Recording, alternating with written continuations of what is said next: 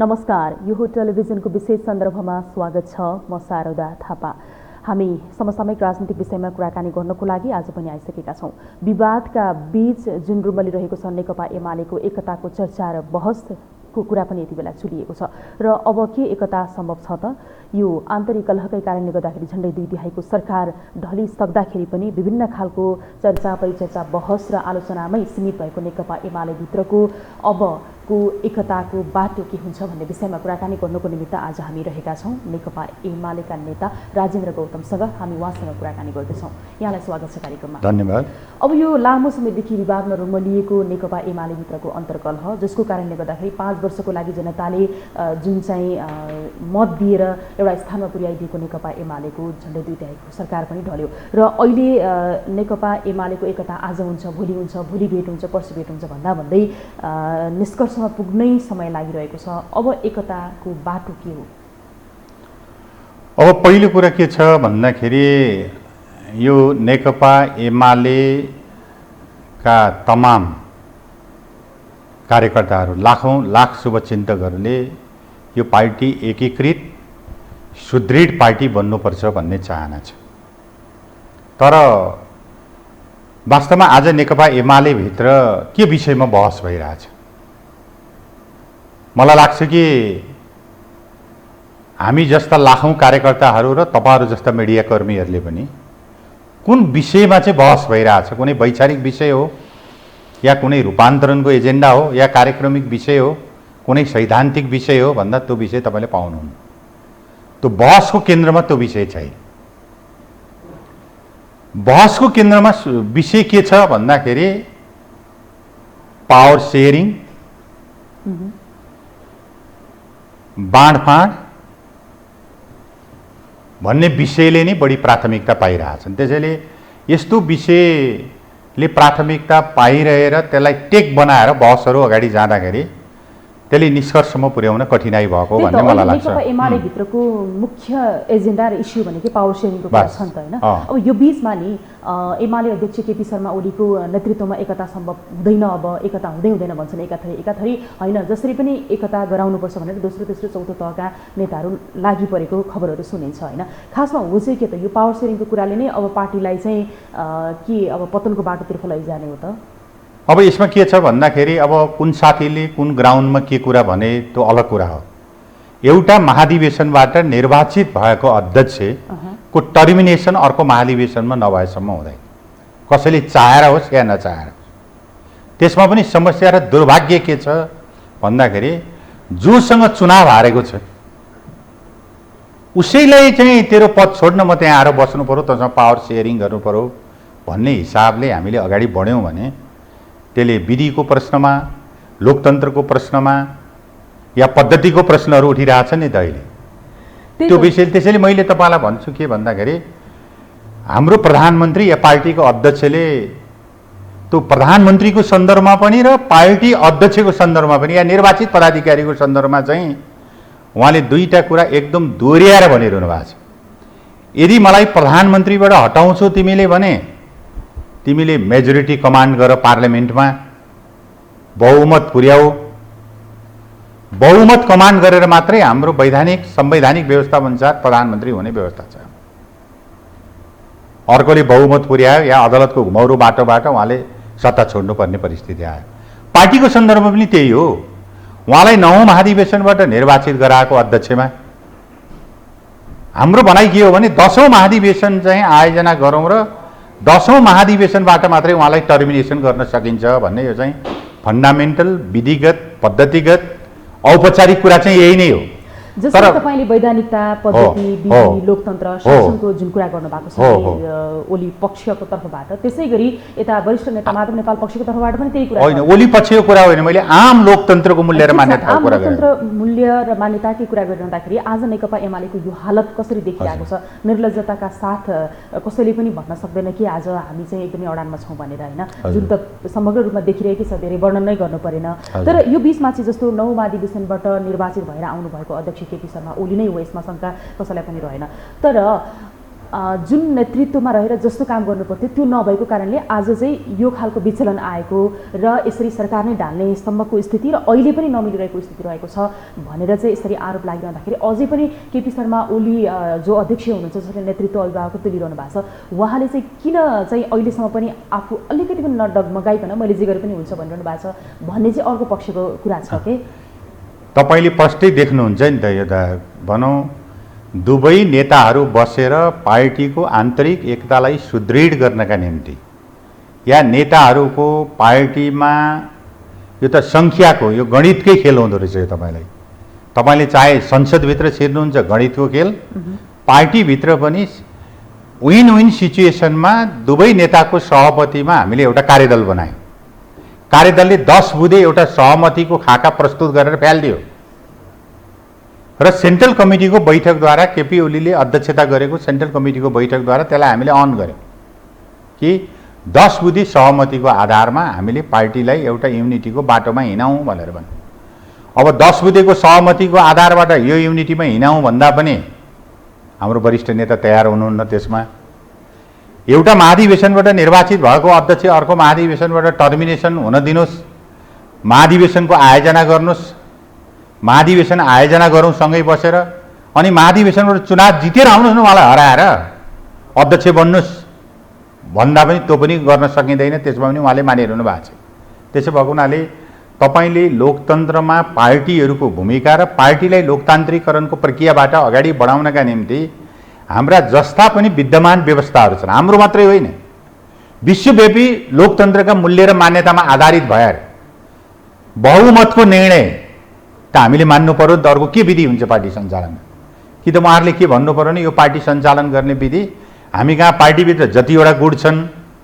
जतिवटा टिम र समूहहरू छन् तिनीहरूलाई नै भागभण्डाको आधारमा कति पर्सेन्ट हो भागभण्डा लाएर नेतृत्व बाँडौँ भनेर भन्नु पर्यो कि त्यो दुनियाँको लोकतान्त्रिक पार्टीमा कहाँ त्यस्तो व्यवस्था छ दुनियाँका कम्युनिस्ट पार्टीमा कहाँ व्यवस्था छ त्यो अब तपाईँले एउटा कुरा भनेको म के कुरा मान्छु भन्दाखेरि लिडरसिपले पार्टीभित्र रहेका विभिन्न भावधारालाई शक्ति केन्द्रहरू भनौँ न अझै तपाईँले प्रश्न भन्दा शक्ति केन्द्रहरूलाई मिलाएर उनीहरूको समेत सहमतिमा पार्टी सञ्चालन गर्नु पर्थ्यो नि त त्यसमा चाहिँ म्याच्युरिटी देखिएन त्यहाँ चाहिँ बुद्धि पुर्याइएन त्यसमा चाहिँ नेतृत्व कौशलता देखिएन भनेर चाहिँ भन्न सक्नुहुन्छ त्यसमा चाहिँ केही विकनेसहरू देखिएका छन् तर विकनेस देखिएका छन् भन्दा एउटा फर्मेटबाट त हामी हिँड्नु पर्यो नि त कुन फर्मेटबाट हिँड्ने त हामी त अहिले पार्टी एकता भएको हेर्न चाहन्छौँ तपाईँलाई एजै म एउटा पार्टीको सेन्ट्रल कमिटीको मेम्बरको हिसाबमा मलाई भन्नुहुन्छ भने यो पार्टी एकताबद्ध पार्टीको रूपमा म देख्न चाहन्छु लाखौँ लाख कार्यकर्ताहरू यही देख्न चाहन्छ तर त अब पार्टीभित्रका नेताहरू बीचको टसल र महत्त्वाकांक्षा र व्यक्तिगत टकरावको कारण यो समस्या उत्पन्न भइरहेछ त्यसैले मैले धेरै साथीहरूलाई मिडियाका साथीहरूलाई पनि भन्ने मैले के गरेको छु भन्दाखेरि नेकपा एमाले भित्र कुन त्यस्तो वैचारिक मुद्दामा चाहिँ बहस भइरहेछ र तपाईँले यो बहसको पक्ष विपक्षमा विभाजित हुनु त्यो त पक्ष विपक्षमा विभाजित हुने हामीहरू पनि त्यसमा दोषी छौँ हाम्रो पनि त्यसमा केही न केही रोल छ यो पार्टीको युनिटीलाई एउटा टुङ्गोमा पुर्याउनका निम्ति किन एक ठाउँ बस्ने र अडिस लागेर हिँड्दाखेरि त्यसले एउटा परिणाममा पुर्याउन नसकेको कुरा छ त्यसो हुनाले हाम्रो अहिलेको गाइडलाइन्स के आधार छ त तपाईँले पार्टी युनिटीको भन्दा त्यही 10 बुँदे आधार हो त्यही 10 बुँदेलाई टेकेर अब हामीले कुनै न कुनै किसिमको पावर सेयरिङको एउटा बाटोबाट विन विन सिचुएसनमा हामीले मिलाएर लिएर जानुको अर्को विकल्प छैन यो त होइन प्रिन्सिपल्ली यो गर्न पाइँदैन सैद्धान्तिक रूपमा यो गर्न पाइँदैन लोकतन्त्रका मूल्य र मान्यता अनुसार यो गर्न पाइँदैन महाधिवेशनमा हार्ने अनि भाग ले भनेर भन्न मिल्छ त मिल्दैन त तर माधव नेपालले त प्रष्ट रूपमा फेरि भनिसक्नु भएको छ त म अध्यक्ष खाने मान्छे नै होइन म खाँदै खान्न भनेर त्यसमाथि अब समानान्तर हैसियतमा ओलीसँग रहेर काम गर्न सकिँदैन भन्ने खालको होइन सकिँदैन भने त्यसको अर्को बाटो हुन्छ सकिँदैन भने त्यसको अर्को बाटो हुन्छ त्यो तपाईँले त्यो सक्दै सकिँदैन भने त अर्को कोर्समा गइहाल्यो नि हामी तर मैले के भन्छु भने माधव नेपाल सहित पार्टीका वरिष्ठ नेताहरू जसले यो नेकपा एमाले निर्माण गर्नका निम्ति आफ्नो अमूल्य योगदान र भूमिका दिएका छन् उहाँहरूले बनाएको घर हो यो साझा फुलबारी हो साझा घर हो नि त यो त त्यसो भएको हुनाले उहाँहरूले यहीँभित्र बसेर चाहे पावर सेयरिङ गरेर या पार्टीभित्र दुई लाइनको सङ्घर्ष गरेर वैचारिक बहस गरेर आफ्नो स्पेस बनाएर मत विमत त्यहीँ बजाएर एउटै घरभित्र बसेर पनि पार्टीहरू त चलेका छन् नि त। पार्टीभित्र दुई लाइनको सङ्घर्ष भएछ एकछिनको लागि। दुनियाँमा हाम्रो मात्रै होइन, चिनिया कम्युनिस्ट पार्टीमा पनि भएको थियो, रसियन कम्युनिस्ट पार्टीमा पनि भएको थियो, बोल्सेविक र मेन्सेविक यहाँ पनि भएको थियो। यहाँका कैयौँ पार्टीहरूमा, नेपालकै अन्य पार्टीहरूमा पनि दुई लाइनको सङ्घर्ष छन्। तर यसको चाहिँ विधि के हो भन्दाखेरि एउटा सहमतिको 10 बुँदे बुँदाभन्दा बाहिरबाट तपाईँले समाधान 10 बुँदे जुन 10 बुँदाको कुरा छ नि, त्यसको जुन बुँदा बनाउने कार्यदल नै हटिसकेको थियो। फेरि अहिले त्यही कार्यदल चाहिँ सक्रिय भएर अब हामी जसरी पनि एकतालाई सम्भव बनाउँछौँ भनेर लागि परेको पनि देखिन्छ। जस्तो अब आजकै कुरा गर्ने हो भने पनि वरिष्ठ नेता माधव नेपाल र एमाले अध्यक्ष केपी शर्मा ओलीको भेटघाट हुने कुरा थियो। अब किन हुन सकेन, अहिलेसम्म नहुने भन्ने कुरा आइसक्यो, के हो? होइन, अब अहिले तपाईँसँग म कुरा गरिरहँदाखेरि वार्ता भइरहेको छैन, म यति बताउन सक्छु। छैन। हामी चाहन्थ्यौँ कि अब कार्यदलका साथीहरूले दिएको रिपोर्ट र उहाँहरूको विश्लेषणको आधारमा आज हामी जसरी पनि उहाँहरूको बिचमा कुराकानी गराउँछौँ र एकताको प्रक्रियालाई अगाडि बढाउँछौँ भन्ने उहाँहरूको विश्वास थियो। कुनै पनि नाटक भएन भने त्यसो भन्नाले तर अहिलेसम्म पछिल्लो तपाईँको म बाटोमा आउँदा पनि पछिल्लो मैले उहाँहरूको सम्पर्कमा गर्दाखेरि अहिलेसम्म कुनै चाहिँ कुराकानीहरू भएको छैन। भनेपछि मैले के बुझ्छु भने मैले आफूले बुझेको कुरा र दुनियाँले बुझ्नुपर्ने कुरा के हो भने नेकपा एमाले भित्र नेकपा एमालेको उन्नयन विकास र प्रगतिका निम्ति नेकपा एमाले अगाडि सारेका एजेन्डाहरूमा बहस भइरहेको छैन, भएकै छैन। तपाईँले होइन, मैले भने नि त बहस त तपाईँले यहाँ चाहिँ बहस हुने कुरा, छलफल हुने कुरा हुन्छ, अर्को शक्तिसँग फेरि वार्ता भइरहेको छ, तपाईँले सुनिराख्नु भएको कुरा। अब यसमा चाहिँ हामीले किन कुराकानी भयो भनेर टिप्पणी गर्नु पनि जरुरी छैन। हामी नेकपा एमालेकै 9 महाधिवेशनले अगाडि सारेका नीतिगत फैसलाहरू निष्कर्षको आधारमा हामी अगाडि बढ्न चाहन्छौँ भने एमाले एक ठाउँमा आउनै पर्छ, माधव नेपालजी पनि त्यहाँ आउनै पर्छ, ओलीजी पनि त्यो ठाउँमा बस्नै पर्छ। र हामी त्यो विषयमा एजेन्डामा हामी बसेनौँ भने त अब तपाईँले यहाँ छलफल गर्दै जाँदा त अब शेरबहादुर देउवालाई मतदान दिनु ठिक हो कि होइन त पार्टीमा बस्छ, यो पनि त बहसको कुरा आउँछ। पार्टी युनिटीको कुरा गर्ने, गठबन्धनको बैठक छोड्दै नछोड्ने यो कुरा गर्न मिल्छ कि मिल्दैन, यो पनि त बहसको विषय हुन्छ। मिल्छ कि मिल्दैन त पार्टीगत रूपमा भन्दाखेरि त्यो त तपाईहरुले विधि विधान अनुसार चल्नु भयो कि भन्ने कुरा छ नि त। संविधानको धारा 5 अनुसार के गर्न के मिल्दैन होइन। त्यो त के छ भन्दाखेरि तपाईले एउटा पोलिटिकल लिडरले संविधानको एउटा धारा टेकेर पोलिटिकल निर्णयका आधारमा एउटा निर्णय गरेर गयो, त्यसले त अदालतले त सच्याएर एउटा बाटो त एउटा कोर्स त लिइसक्यो नि। तर कि त दलभित्र नै ब्रेक थ्रु गरेर अर्कोलाई प्रधानमन्त्री छान्न मिल्छ कि मिल्दैन त? दुनियाँको कुन लोकतान्त्रिक पार्टीहरूको इतिहासमा यो गर्न पाइन्छ? संविधानको धारा अनुसार त रहेछ नि त। होइन, संविधानको व्याख्या गर्ने त पोलिटिकल पार्टीले गर्दैन नि, सर्वोच्चले गरौँ। सर्वोच्चले गरेको कति ठिक कति बेठिक त्यो त आफ्नो ठाउँमा होला, किनभने हामीले सर्वोच्चले गरेको निर्णय मान्छौँ र कार्यान्वयन गर्छौँ भनेर कार्यान्वयन गरिसक्यौँ। र खाली प्रश्न के हो भने यी पनि प्रश्नहरू आउँछ। त्यसैले मैले तपाईँलाई विनम्रतापूर्वक तपाईँको टेलिभिजन मार्फत मैले भन्दा के भन्छु भन्दाखेरि अहिले नेकपा एमालेलाई अगाडि बढाउने सूत्र या तपाईँले रोड म्याप जे भन्नुहोस् न, भन्नुहुन्छ नि त्यो 10 बुँदे नै हो। त्यो 10 बुँदेभित्र टेकेर दुईटा नेताहरूको बिचमा या दुईटा समूहहरूको बिचमा एउटा कुनै न कुनै किसिमको विन विन सिचुएसनमा पावर सेयरिङ गरेर पार्टीभित्र युनिटी खोजेर जानेर। पावर सेयरिङको कुरा त यहाँले गर्नु भएन, पावर सेयरिङमा के हुनुपर्छ त्यो पनि त होइन। अब उहाँले के माग्नुहुन्छ भन्ने नै प्रश्न गर्ने भएको छ होइन। पावर सेयरिङ त अब पावर सेयरिङ अब यताको अध्यक्षलाई निर्वाचित भएको अध्यक्षलाई त छोड म त्यहाँ बस्छु भन्न त्यो चाहिँ पाइँदैन, दुनियाँको कहीँ पनि पाइँदैन त्यो। होइन, त्यो अब के भन्नुहुन्छ उहाँको त फर्मल चिज त आएको छैन। एउटा मिडियामा 3टा चाहिँ यो भयो यो बनायो यो भनेर आइरहेछ। अब त्यसो हुनाले अब सँगसँगै विधि पद्धतिको कुरा पनि उठै छ, यो कुन विधि पद्धतिभित्र पर्छ त्यो पनि हेर्न बाँकी छ। र मैले खालि के भन्छु भन्दाखेरि लिडरसिपले एउटा कुनै न कुनै ग्राउन्डमा नटेकिकन कसरी एकता हुन्छ? ठिक छ, अब यो लिडरसिपले कुनै न कुनै ग्राउन्डमा टेक्नै पर्छ होइन। जस्तो अब अहिलेको यो समयावधिमा केपी ओलीले एकता नचाहेको हो, केपी ओलीले एकता नचाहेको भनेर कसरी भन्न सकिन्छ? जसले चाहिँ आफ्नो कार्यदलमा मान्छेहरू खटायो, कार्यदलले मान्छे पठायो, उहाँले कार्यदल बनाऊ भन्यो, 10 बुँदे सहमतिलाई लिएर आयो, आफ्नो अध्यक्षमा बसेको सेन्ट्रल कमिटीले त्यसलाई स्वीकार गर्यो म मान्छु भनेर, भनेपछि उसले मानेन भनेर कसरी भन्न मिल्छ र? तर 10 बुँदे नै के भनौँ बुदामा जुन के अरे सहमतिको डकुमेन्ट हो त्यसलाई त हाम्रो वरिष्ठ नेताले त यसलाई म मान्छु भनेर त कहीँ पनि भनेको छैन। तपाईँले भने सुन्नु भएको छ र कहीँ? यस्तो छ क्या। त्यसो हुनाले केपी ओलीले मान्नु भएन भन्ने कुरासँग यसले अर्थ राख्दैन भने केपी ओलीजीकै अभिव्यक्तिहरू सुन्दाखेरि पनि नि उहाँले आजैकै दिनमा मात्रै भनौँ न एकै दिनमा 2-3 वटा कुरा फेर्नुहुन्छ क्या। कहिले माधव नेपाललाई पार्टीमा ठाउँ छैन भनेको सुनिन्छ, कहिले चाहिँ अब यस्ता अराजक विद्रोहीहरूलाई आफ्नो पार्टीभित्र चाहिँ राख्दै नराख्ने भन्नुहुन्छ, फेरि एकता गर्नुपर्छ भनेर कता कसलाई खटाउने पनि काम गर्नुहुन्छ। यो चाहिँ विभिन्न खालको दोधारे काम भएको कारणले गर्दाखेरि चाहिँ मान्छेहरू बिस्किरहेछन् पनि भन्ने गरी नेकपा एमाले भित्र बसेर शेरबहादुर देउवाहरूलाई भोट हाल्ने माधव नेपाल हामीले चाहिँदैन भनेको त्यो बाटो होइन। त्यो बाटोबाट जानु भएन भने हैन शेरबहादुर देउवा आज प्रधानमन्त्री बनेको त होइन। अब उहाँले एउटा प्रक्रियामा अगाडि जानुभयो। हामी त नेकपा एमाले भन्ने एक्लै त सरकार बनाउने गरी चुनाव जितेकै छैन नि। तपाईँले त मुखमा कहाँ हेर्नु पर्यो? हामीले त दुईटा पार्टी मिलाएर सरकार बनायो। दुईटा पार्टीको एकता सम्भव नभएपछि त हामीले सरकार बनाउने सिट सङ्ख्या त हामीसँग थिएन नि। अरू कसैसँग नमिलिकन हुँदैन थियो। तपाईँले झन्डै 2/3 मेजोरिटीको सरकार भनेर भने पनि नेकपा एमाले भन्ने एउटा दलले 121 भन्ने सिटले चाहिँ एक्लै सरकार बनाउने हैसियत उसको थिएन।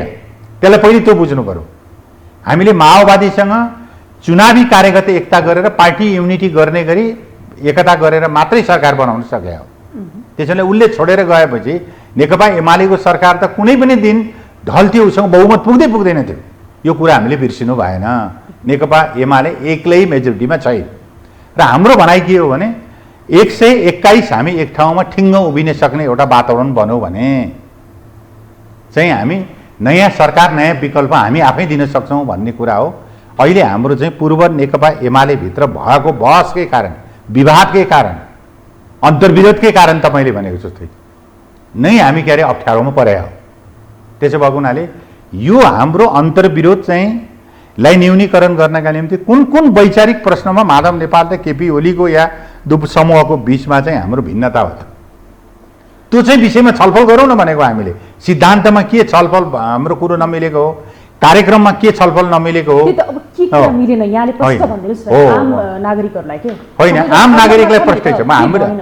होइन, हामीले त प्रश्न के हो भन्दाखेरि कुनै पनि वैचारिक प्रश्नमा निरूपण गर्ने हो भने या नीतिको प्रश्नमा निरूपण गर्ने हो भने या नेतृत्वको प्रश्नमा कुनै निरूपण गर्ने हो भने हामीले महाधिवेशनमा नगइकन एउटा सेन्ट्रल कमिटीबाट यसको समाधान खोज्न सकिँदै त्यसको अर्को बाटै छैन। त्यसो हुनाले हामीले सहमतिमा महाधिवेशनमा जाउँ। केपी ओली महाधिवेशनबाट टर्मिनेसन गर्ने हो कि कन्टिन्यू गर्ने हो भन्दा सेन्ट्रल कमिटीमा भएको महाधिवेशनले उहाँलाई स्वीकार गर्यो भने उहाँ कन्टिन्युएसन गर्नुहुन्छ। माधव नेपाललाई चाहिँ के अरे स्वीकार गर्नु भने माधव नेपालले अध्यक्ष भएर आउनुहुन्छ। त काहीँ न काहीँ पुगेर एउटा विधिबाट त हामीले निरूपण गर्नु पर्यो नि त। पार्टीभित्र त निरूपण गर्ने एउटा राष्ट्रिय फोरममा जाउँ, महाधिवेशनमा। त्यसैले माधवजी पनि जानुहोस्, माधवजीसँग रहनुभएका साथीहरू पनि जानुहोस्। अनि भोलि चाहिँ केपी ओलीको बहुमत भएको सेन्ट्रल कमिटीमा म गएर बस्ने भनेपछि पार्टीमा कसरी युनिटी हुन्छ? त्यसो भने अब उहाँले त्यो भन्दाखेरि माधव नेपाल बहुमत भएकोमा केपी ओली बस्ला? त्यसो हुनाले जसको बहुमत छ, बहुमत भने कुनै रेडिमेड हली गोठाला त छैन नि त सेन्ट्रल कमिटीमा त। केही चेत भएका वैचारिक राजनीतिक क्षमता भएका मान्छे नि त इस्युको आधारमा चाहिँ मान्छेहरू डिभिजन हुन्छन् यो वा त्यो पक्षमा। थोरै मान्छे मात्रै सँगसँगै हिँड्ने हुन्छ जहिले। त डिभिजन हुने चाहिँ एउटा कुनै इस्यु एजेन्डा, राजनीति नै एजेन्डागत आधारमा हेर्ने हो। त्यसो हुनाले हाम्रो भनाइ तपाईँले अघि उठाउनु भएको प्रश्नमा नम्बर 1 एकताको हाम्रो प्रमुख आधार रोडम्याप 10 बुँदे नै हो।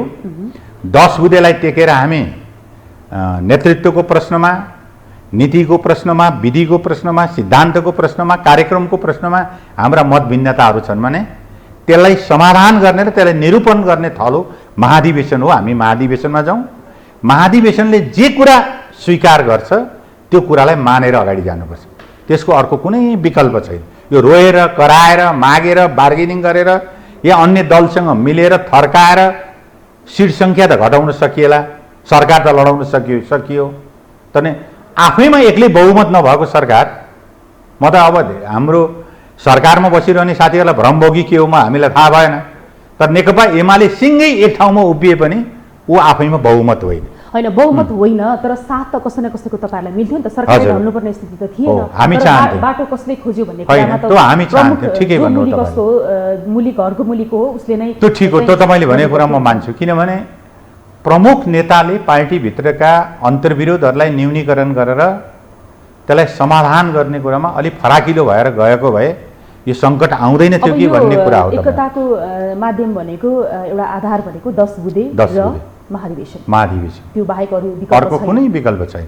अब विकल्प त छैन, तर दैनिक रूपमा जुन भेटघाट छुट्टा छुट्टै खालको बैठकहरू तपाईँहरूको भइरहेको हुन्छ होइन, यसले त एकताको बाटो नै देखाउँदैन अभिव्यक्तिहरू सुन्दाखेरि पनि। त्यो कारणले गर्दाखेरि पनि आम नागरिक जसले चाहिँ एमालेप्रति विश्वास राख्नुहुन्छ, लाखौँ कार्यकर्ताहरू हुनुहुन्छ, उहाँहरू चाहिँ विचलित हुनुभएको छ क्या यो बिचमा? त्यो तपाईँले भनेको कुरा ठिक हो। सङ्गठनभित्र व्यापक अराजकता सृजना भएको छ। मान्छेहरूभित्र चाहिँ हाम्रा समर्थक शुभचिन्तकहरूभित्र निराशा पैदा भएको छ, कुरा तपाईँले भनेको म पनि मान्छु। तर यसको चाहिँ विधि चाहिँ के हो त? अब त्यसो भने यसको समाधान गर्ने कुनै एउटा जडीबुटी दलेर त यसको समाधान हुँदैन। सञ्जीवनी बुटी चाहियो, सञ्जीवनी बुटी पनि चाहियो। सञ्जीवनी बुटी नै अहिले 10 बुँदे हो, यहाँभन्दा अर्को चाहिँ छैन। 10 बुँदे र मैले अहिले भने दुबईको सेन्ट्रल कमिटीमा महाधिवेशनको म्यान्डेट, नवौँ महाधिवेशनको म्यान्डेटलाई हेरेर विन विन सिचुएसनमा 10 बुँदेलाई टेकेर पावर सेयरिङ गरेर जाने हो। र जाने हामी महाधिवेशनमा हो। तर अहिले जुन जसरी चाहिँ केपी शर्मा ओली एमाले अध्यक्ष हुनुहुन्छ होइन, उहाँले जसरी अलिअलि भए पनि लचकता पछिल्लो समय देखाउनु भएको छ नि, त्यो लचकता यदि सुरुवाती दिनमै देखाइदिएको भए आज सरकार पनि ढल्दैन थियो, आफ्नो पार्टी पनि एकतात्मक रूपमा चाहिँ अगाडि बढ्दै जाने थियो। त्यो घमण्ड, त्यो जसरी विधि शासन चाहिँ पद्धतिको कुराहरू गर्नुहुन्छ नि, त्यो अनुरूप उहाँ किन हिँड्नु भएन? उहाँले बाटो बिराएको कारणले गर्दा न आज विपक्षी दलको नेतालाई प्रधानमन्त्री बनाउनु पर्यो भन्ने खालको कुराहरू पनि त छ नि। अब तपाईले अब देश गभर्न गरिरहेको एउटा प्रधानमन्त्रीले आफ्नो शासन सञ्चालन गर्ने काममा उसका कति अवरोधहरू थिए हामीले त्यो हेर्नु पर्यो। उसले एउटा दलको नेता भएर त्यसको प्रधानमन्त्री भएर सरकार सञ्चालन गर्ने परिस्थिति थियो कि थिएन त उसले? हामीले त्यो छुट्टै बहसको एउटा विषय छ। पार्टीभित्रको त्यत्रो असहयोग, असहमति, त्यत्रो चाहिँ के अरे भिन्न मत, सरकारको पक्षमा कहिल्यै नबोल्ने यो खालको एउटा परिस्थितिमा उहाँले नयाँ विकल्प दिने हिसाबले चुनाव उहाँले बाटो रोज्नुभयो। अब चुनाव ठिक थियो कि बेठिक थियो भन्ने कुरा त्यो त अदालतले भनिसक्यो। अब त्यसको बारेमा धेरै बहस नगरौँ, त्यो कुरा मैले माने। म्यानेज भएन भन्ने कुरा म मान्छु। तपाईँले एउटा प्रमुख नेताको हिसाबमा पार्टीभित्रका अन्तर्विरोधहरूलाई न्यूनीकरण गर्ने, त्यसलाई चाहिँ सबै साथीहरूलाई नेतृत्वलाई मिलाएर पार्टीलाई युनिफाइड ढङ्गले अगाडि बढाउने कुरामा कमीहरू रहे। कमी नभएको यो समस्या आउँदैन थियो भन्ने कुरामा म पनि सहमत छु।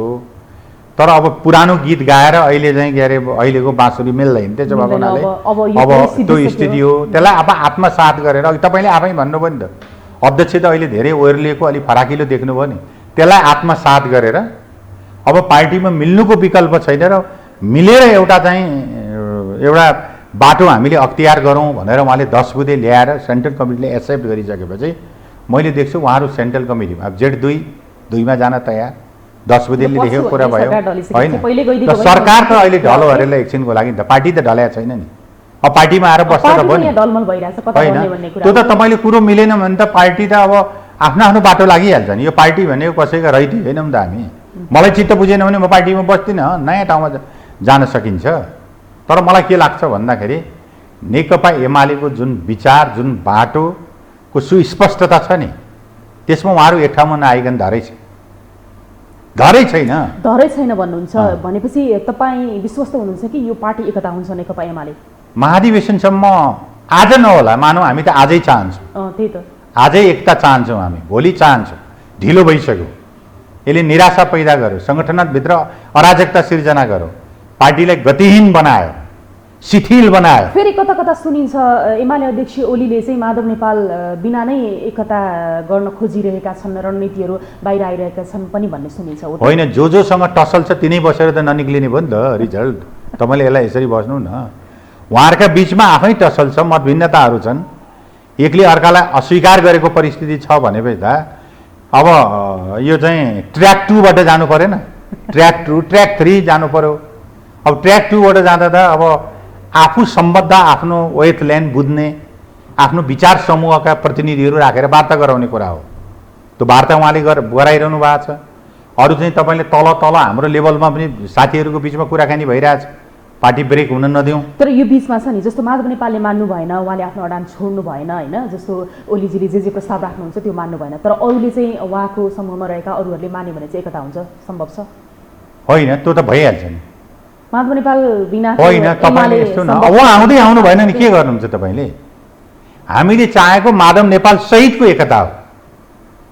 हाम्रो चाहन दिलदेखिको कुरा माधव नेपाल सहितको एकता हो, किनभने यो पार्टी निर्माण गर्न पनि माधव नेपालको ठुलो योगदान छ। उहाँले जसरी हिजो पार्टीमा योगदान गर्नु, उहाँको क्रियाशीलताको ठुलो योगदान छ। त्यसो हुनाले उहाँले आफूले बनाएको घर तोडेर अरूसँग मिलाएर बाहिर गएर चाहिँ उहाँले त्यो हैसियत प्राप्त गर्न सक्नुहुन्न। त्यसो हुनाले आफ्नै घरमा फर्कनुहुन्छ।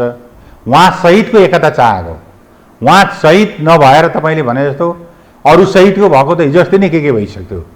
त्यसो हुनाले उहाँ सहितको एकता नै नेकपा एमालेको एकता हो भन्ने हिसाबले हामी माधव नेपालले राख्नु भएको प्रस्ताव गलत छैन, सबै सही छ भनेर भन्ने पक्ष पनि रहेको छ। किन यसरी अलमल्दनी? होइन, माधव नेपालले राखेका सबै प्रस्तावहरू सही छैन।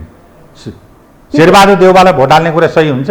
त्यो त संविधान पार्टीमा चाहिँ होइन, सर्वोच्चले सदरै गरिसक्यो। होइन, सदर कहाँ गर्छ? सदर गर्छ। त्यस्तो सदर पार्टीको दल कसरी चलाउँछ? माधव नेपालले भोलि नेतृत्व गर्नु पर्यो भने उहाँलाई चित्त नबुझ्ने जति सबै छोडेर अर्को पार्टीमा मत हाल्दै गर्दा उहाँले राज्य कसरी हाँक्नु? होइन, त्यो बाटो त कति लामो समयदेखि देखाएको नि त। दुई पटकको संसद विघटन भनेको सानो कुरा हो त? होइन, त्यो अलग कुरा हो। तपाईँले पार्लियामेन्ट विघटनको कुरा सही थियो कि ठिक थियो भन्ने विषयमा संवैधानिक थियो कि थिएन भन्ने कुरा अदालतले भनिसक्यो। मैले भने नि त्यो विषयमा हामीले बोलिरहनु पर्यो।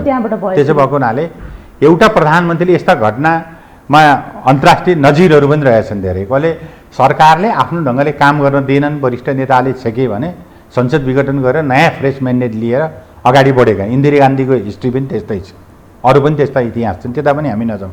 तर खालि के छ भने अब त्यो विषय ठिक थियो कि बेठिक थियो भनेर हामी बहस गर्न थाल्यौँ भने फेरि पुरानै विवादमा आइपुग्छौँ हामी। त्यो त एउटा अदालतले एउटा निर्णय दियो, अदालतको निर्णय हामीलाई शिरोधार्य छ भनेपछि त्यो कुरा टुङ्गियो। त्यो शिरोधार्य छ भनेको मतलब काहीँ न काहीँ कमजोरीहरू रहेछन्, त्यो कुरालाई चाहिँ रिभ्यू गरेर हामी अगाडि बढ्छौँ, या अदालतले अरू बढी राजनीतिक निर्णय गरौँ भन्ने निष्कर्षमा पुग्छौँ। त्यो पछि छलफलमा होला। ती विषयहरू पनि हाम्रो महाधिवेशनमा छलफलको विषय हुन्छ। हाम्रो चुरो कुरो चाहिँ के हो भने अब यो पार्टीभित्रको युनिटीको आधार के हो र युनिटी हुन्छ कि हुँदैन भने आम चासो भन्दा मैले तपाईँलाई दुईवटा कुराबाट डोर टुक जहाँबाट घुमाएर भने पनि हाम्रो पहिलो टेक्ने ग्राउन्ड 10 बुँदे नै हो। अरू विवाद वैचारिक राजनीतिक प्रश्नमा विवाद निरूपण भएन भने त्यो महाधिवेशन नै हो। त्योभन्दा अगाडि 10 बुँदेबाट विन विन सिचुएसनमा पावर सेयरिङ गरेर हामी महाधिवेशनमा जाने जाने कुरा भयो होइन। अब यो महाधिवेशनमा जाने कुरामा चाहिँ जस्तो हिजो मात्रै स्थायी कमिटी बैठक भएको बस्यो, विभिन्न खालको कमिटीहरू पनि बन्यो होइन। अब यो कमिटीहरू बनिरहँदाखेरि चाहिँ जस्तो विवादका कुराहरू कति धेरै आउँछन्। अब त्यो कहिलेसम्म चाहिँ यहाँहरूले समाधान गर्नको लागि बाटो खोज्दै हुनुहुन्छ? माध्यम के छ? अब सङ्गठनलाई शिथिल बनाएर केही नगरिकन राख्ने कुरा चाहिँ त्यो सम्भव छैन। अब त्यो हामीले पनि धेरै जोड गरेर त्यसलाई यता अहिले नगरौँ भन्दै ठेलेर त्यहाँ पुर्याइएको हो र हिजोदेखि केही निर्णयहरू भएका छन्। त्यसमा चाहिँ होइन, उहाँ त बैठकमै आउनु भएको छैन। त्यसो हुनाले समायोजन उहाँको प्रतिनिधित्व र समायोजनको त्यहाँ व्यवस्था गरिएको छ भनेर भनिएको छ। नम्बर 1 नम्बर 1 अब 32वटा त विभाग हुन्छ, 14वटा विभाग बनाइरहेछ। एउटा विभागमा 25 सदस्य, न्यूनतम 25 सदस्यहरू हुन्छन्। 12-14 राखेको छ भन्ने आधारले हेर्दा पनि तपाईँले त्यहाँ बुझिहाल्नुहुन्छ। त्यसो हुनाले अब ती चाहिँ मैले पावर सेयरिङ आधार भनेको त्यही हो। 10 बुँदे मूल आधार हो। उहाँ आउनुहुन्छ, पावर सेयरिङ गरेर त्यहाँभित्र बस्नुहुन्छ, उहाँले लिने जिम्मेवारीको कुरा हुन्छ, त्यो लिएर जाने हो। पावर सेयरिङमा नि मैले एउटा प्रश्न यहाँलाई गरिहालेँ।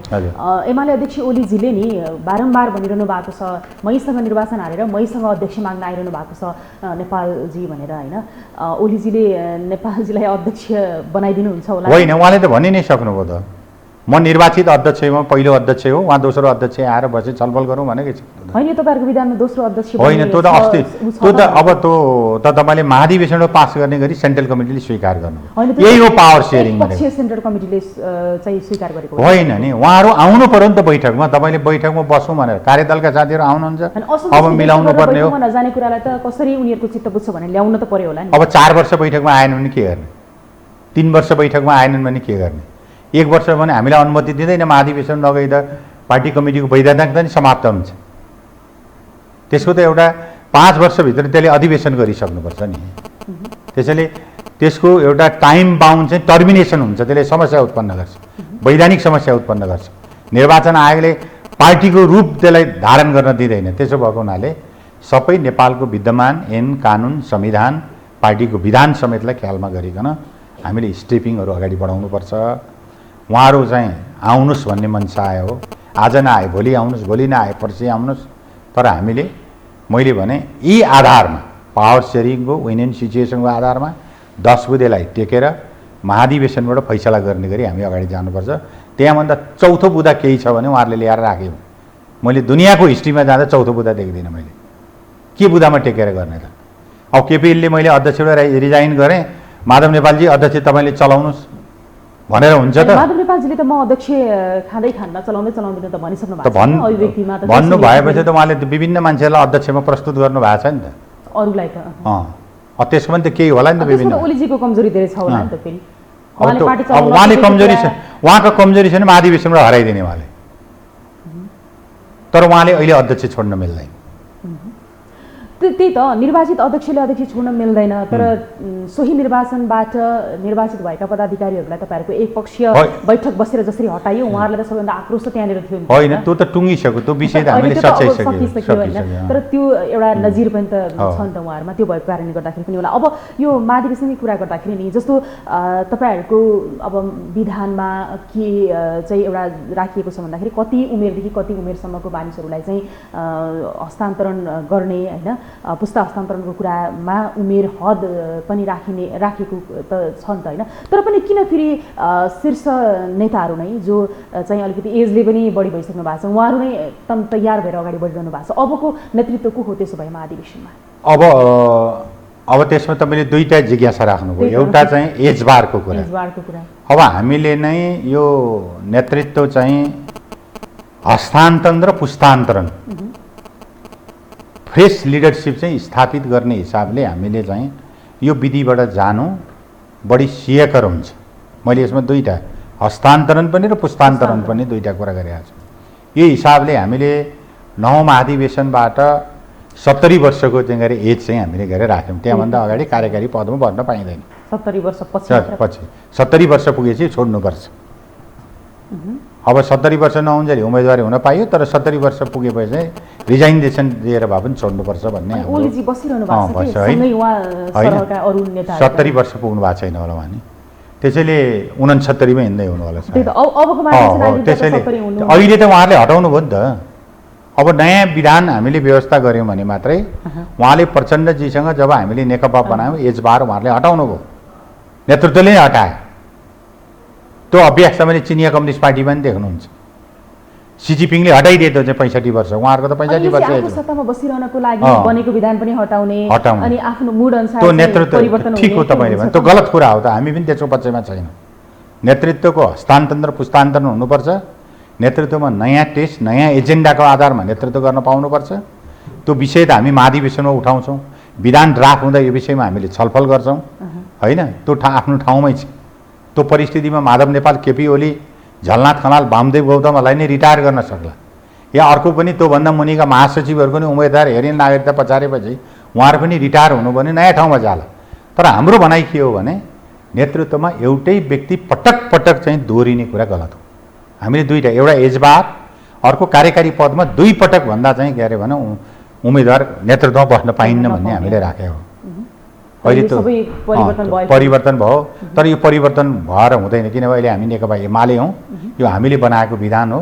हाम्रो विधान अधिवेशन गर्ने कुरा चाहिँ हामी त्यो विधानमा यो कुरालाई चाहिँ व्यवस्थित गर्छ। अब त्यसो हो भने नि जस्तो अब नेकपा एमालेको नेतृत्वमा अब धेरै नेताहरू हुनुहुन्छ, जस्तै विष्णु पौडेल, ईश्वर पोखरेल लगायत तपाईँहरूको आफ्नो एउटा समूह जुन रहेको छ होइन, अबको नेतृत्व कसको त ईश्वर पोखरेलको पनि हुनसक्छ भन्ने चर्चा पनि बजारमा रहिसके, फेरि अब ओलीजी हो कि पोखरेलजी हो भन्ने होइन। अहिले अब त्यो विषयमा हामी पुगिसकेका छैनौँ। जस्तै अब तपाईँले भन्नुभयो नि यो एज बारको कुरा, जुन पुस्ता हस्तान्तरणको कुरा होइन, त्यो हामी एकदम स्ट्रिक्टली त्यसको पक्षमा छौँ। हामी अब हामी लागू गर्नै त्यो महाधिवेशनको हलभित्र यसो भन्ने मान्छे कति पुग्छौँ हामी? त्यहाँ त अब त्यसको त बहुमत चाहेर विधान संशोधन गर्ने ठाउँमा पुर्याउनु पर्यो। उहाँले एजबार हटाएर प्रस्ताव गर्ने हाम्रो सङ्गठन विभागको प्रमुखको अध्यक्षतामा विधान संशोधन सम्बन्धी समिति बनाएको छ। उहाँले कस्तो विधान प्रस्तुत गर्नुहुन्छ त्यो सेन्ट्रल कमिटीमा आउँछ। सेन्ट्रल कमिटीमा व्यापक छलफल हुन्छ। त्यसपछि हामी चाहिँ के अरे भने महाधिवेशनमा जान्छौँ। त्यहाँ देशभरिका डेलिगेटहरूले छलफल गर्छन् र पहिले विधान अधिवेशन गरेर विधान पास गरेपछि मात्रै अनि हामीले नीतिगत अधिवेशन गर्न खोजे। नभए त विधानमै झमेला, नीतिगत प्रश्नमा छलफलै नहुने, विधान मिलायो उम्मेदवारी जितेर आइहाल्यो खालको एउटा परिस्थिति बनाएको छ। त्यसैले तपाईँले भने जस्तो अब धेरै नेताहरू टर्मिनेसनमा पनि जान सक्छ। फर्स्ट लेयर लिडरसिपलाई टर्मिनेसन गरेर दोस्रो पनि टर्मिनेसन भयो भने तेस्रो लेयरबाट चाहिँ के अरे भनौँ नेतृत्व आउन पनि सक्छ। त्यो सम्भव होला र अहिलेको यो सिनारियो देख्दाखेरि त हामी कोसिसमा छौँ। कोसिस त गर्नु नै पर्यो हैन? कोसिस हामी गर्छौँ, तर अब सम्भव छ कि छैन भन्ने त अब महाधिवेशनको हलले के स्पिड बोक्छ। कहिलेकाहीँ के हुन्छ भने महाधिवेशनले पुरानै नेतृत्व कन्टिन्यू गर्नुपर्छ भनेर आयो भने पनि अब त हलको मेजोरिटी आयो, ओभरअलिङ त्यो भयो भने त के गर्न सकिन्छ?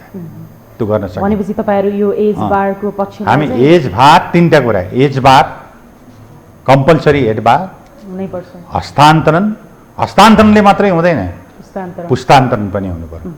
यो तीनवटा चाहिँ तपाईँहरूको त्यो हामी एउटा स्ट्रिक्टली, तपाईँले अहिले भन्नुभयो नि मलाई ओली समूह भनेर, म स्ट्रिक्टली उठाउने मान्छेभित्र म पनि पर्छु। यो कुरा हामी उठाउँछौँ। तपाईँले छुट्टै गुट खोल्नु पर्ला? होइन, पर्दैन। महाधिवेशन हलभित्र आएका साथीहरूसँग चाहिँ यी इस्युहरू खुल्ला छलफल भएपछि यो विषयमा जान्छ। यी विषयहरू सबै उठ्छ।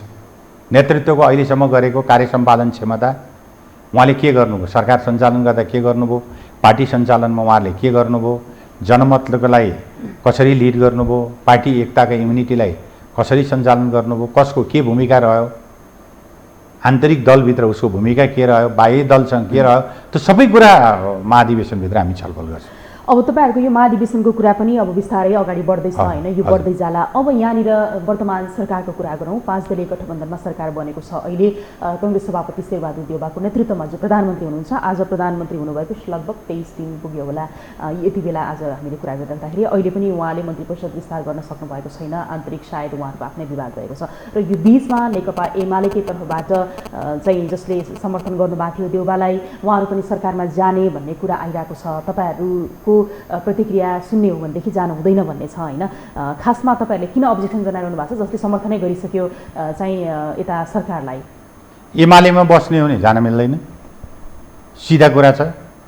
हाम्रो विधान, यसको मूल्य, मान्यता, राजनीति सबै हिसाबले पनि जान मिल्दैन। अब हामी अलग अलग ठाउँमा उभिएर जाने हो भने त अब कसले कसलाई कहाँ रोक्न सक्छ? कुरा यति नै हो। यसमा धेरै छलफल गरिनु पर्छ जस्तो मलाई लाग्दैन।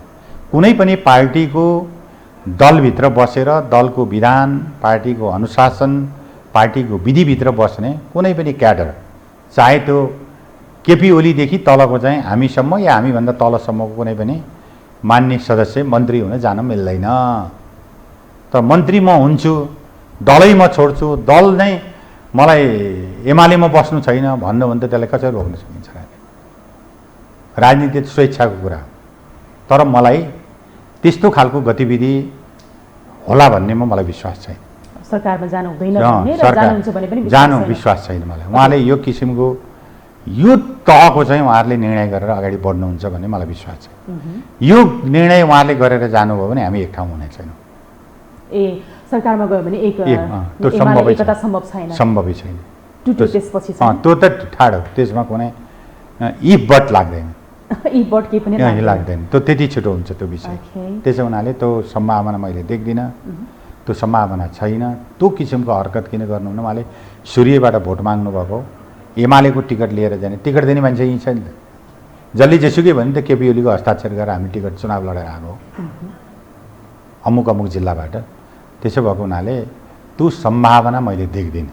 त्यो बाटो भनेको एमाले ध्वस्त गर्ने, एमालेलाई सकेर नयाँ शक्तिलाई विस्तार गर्ने हिसाबले जाने कुरा। नयाँ शक्तिलाई विस्तार त गरि नै रहनु भएको छ। त्यसमा त कुनै यसले धेरै अब मलाई लाग्छ अहिले पनि त जस्तो मैले तपाईँलाई भन्दाखेरि मेरो तर्फबाट भन्दाखेरि माधव नेपालजीले पनि एकता र एमालेको युनिटी चाहने म गठबन्धनको बैठकमा आजदेखि जान्न।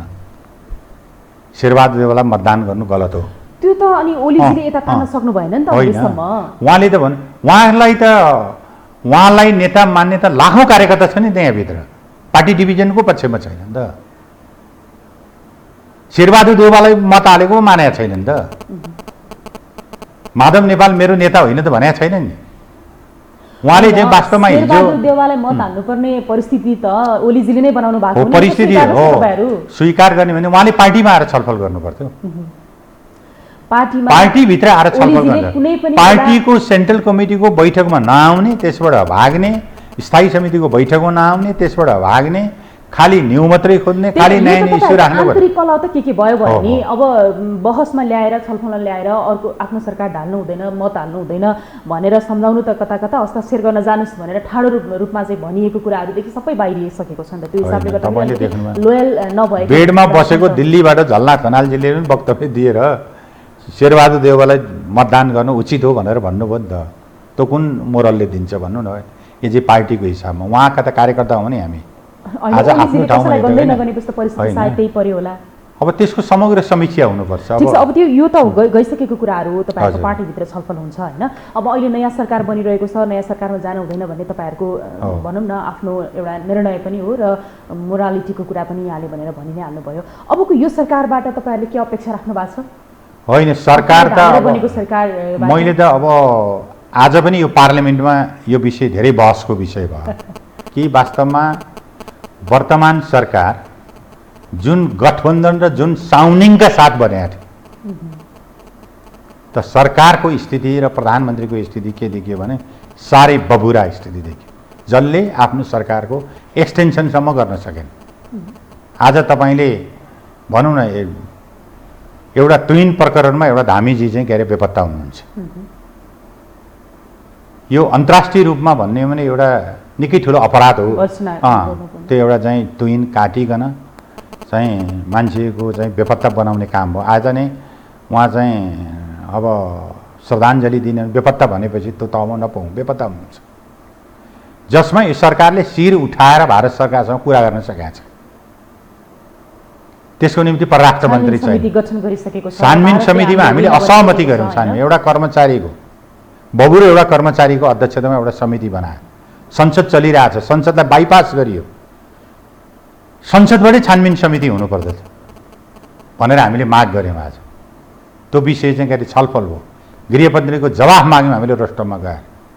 यो खालको परिस्थिति थियो। त्यस हुनाले सरकार निर्माणको हिसाबले पनि साह्रै बबुरो कमजोर निर्णयहीनताको शिकार छ सरकार। आज सारा मन्त्रालय आफूले बनाएको छ।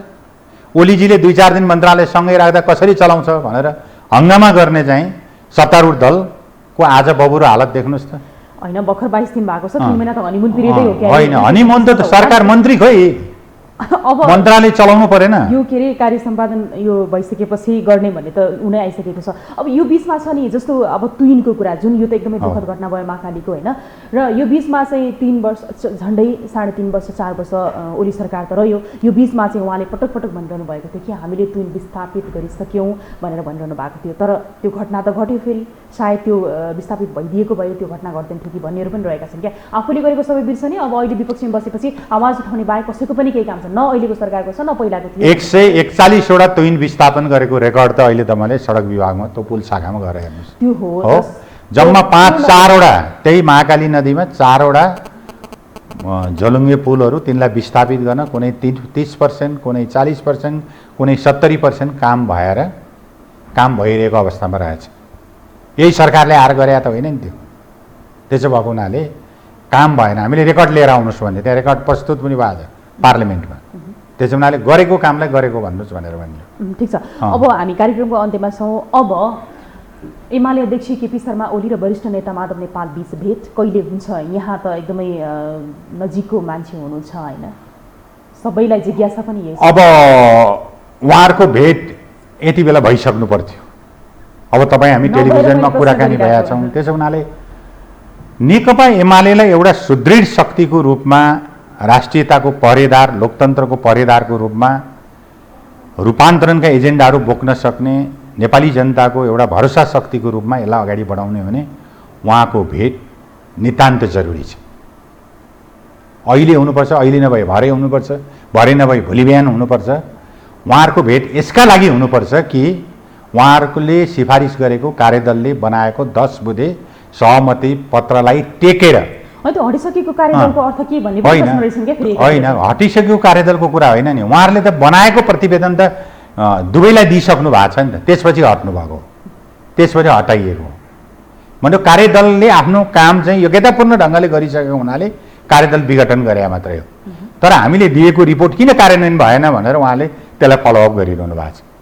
त्यसो हुनाले उहाँहरूको अहिले आज भेट नभए, बेलुका भेट नभए, भोलि बिहान भेट हुनु पर्यो।